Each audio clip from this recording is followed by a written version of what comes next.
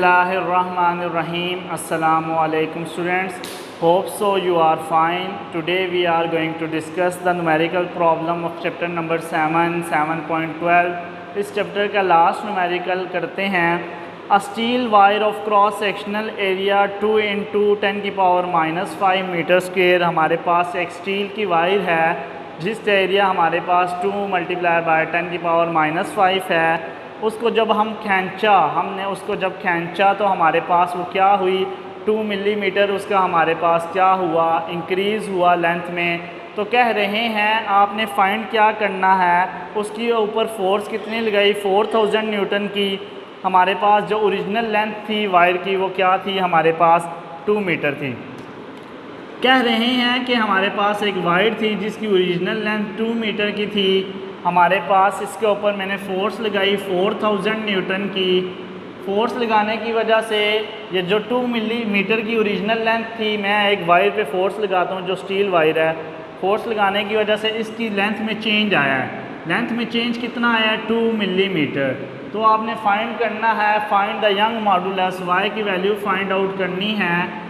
आइए न्यूमेरिकल की तरफ चलते हैं. गिवन डाटा फोर्स हमारे पास कितनी है, फोर्स मैंने लगाई है 4000 न्यूटन जी. और हमारे पास क्रॉस सेक्शनल एरिया कितना है उस स्टील वायर का, cross sectional area of wire, cross sectional area हमारे पास है उसका ए से डिनोट करते हैं क्रॉस सेक्शनल एरिया को 2 into 10 की पावर माइनस 5 मीटर स्क्वायर जी. और हमारे पास लेंथ ऑफ वायर, हमारे पास उसकी ओरिजिनल लेंथ कितनी थी, लेंथ ऑफ वायर L0 से डिनोट करेंगे 2 मीटर की थी. जब वायर को मैंने स्ट्रेच किया तो उसकी लेंथ में चेंज आया. ये एक वायर थी 2 मीटर की, उसको खींचा, फोर्स लगाई 4000 न्यूटन की, तो उसकी लेंथ में चेंज आया. वो कितना आया, चेंज इन लेंथ में कर देता हूँ या एक्सटेंशन भी कह सकते हो. Change in length delta L से रिप्रेजेंट करते हैं. Delta mean change, L mean length. हमारे पास कितना आया 2 मिलीमीटर का. अब मैं मिलीमीटर को कन्वर्ट करता हूँ मीटर में, तो हमारे पास पता है जब भी छोटे यूनिट से बिगर यूनिट में कन्वर्ट करो तो डिवाइड करते हैं. 1 मीटर में 1000 मिलीमीटर होते हैं, तो मैं क्या करूँगा 1000 से डिवाइड कर दूँगा. तो हमारे पास जब मैं 2 को 1000 से डिवाइड करूँगा तो मेरे पास आंसर आता है 2 डिवाइड बाय 1000, 2 into 10 की पावर माइनस 3, 2 into 10 की power minus 3 metre. Delta L ये आ गया.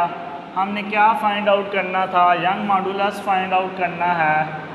To find young's modulus, Y find out करना है. तो हमारे पास फार्मूला हमने पढ़ा था, यंग मॉडुलस का फार्मूला है S Y is equal to F L naught A delta L. सारी चीज़ें मौजूद हैं, जस्ट वैल्यूज़ पुट अप करते हैं, आंसर आ जाएगा. एफ़ की वैल्यू कितनी है 4000. ओरिजिनल लेंथ हमारे पास कितनी थी 2 मीटर. ए कितना था एरिया उस वायर का, क्रॉस सेक्शनल एरिया 2 into 10 की power minus 5. Change in length कितनी आई थी जब हमने उसे स्ट्रेच किया 2 into 10 की पावर माइनस 3. जब 4 को 2 से करेंगे तो ये तो 8000 आ जाएगा. अब इन दोनों को जो हमारे पास नीचे वैल्यूज़ हैं मल्टीप्लाई करते हैं. 2 into 10 की power minus 5 multiply by 2 into 10 की पावर माइनस 3, तो मेरे पास आंसर आ गया 4 into 10 की पावर माइनस 8, 4 into 10 की पावर माइनस 8. जब कैलकुलेटर से आप करेंगे हमारे पास 8000 डिवाइड बाय 4 into 10 की पावर माइनस 8, तो हमारे पास आंसर आ गया 2 into 10 की पावर 11. और हमारे पास इसका यूनिट होता है न्यूटन पर मीटर स्क्वायर, यंग मॉडुलस का. आसान सा न्यूमेरिकल था. होप सो आपको समझ आ गया होगा कि फोर्स इतनी थी, क्रॉस सेक्शनल एरिया वायर का ये था, ओरिजिनल लेंथ ये थी. जब उसको स्ट्रेच किया तो उसकी लेंथ में चेंज आया, 2 मिलीमीटर का चेंज आया, कन्वर्ट किया मीटर में, ये आ गया. फार्मूला पुट अप किया और हमारे पास वैल्यूज़ ये आ गई. होप सो आपको ये न्यूमेरिकल समझ आ गया होगा.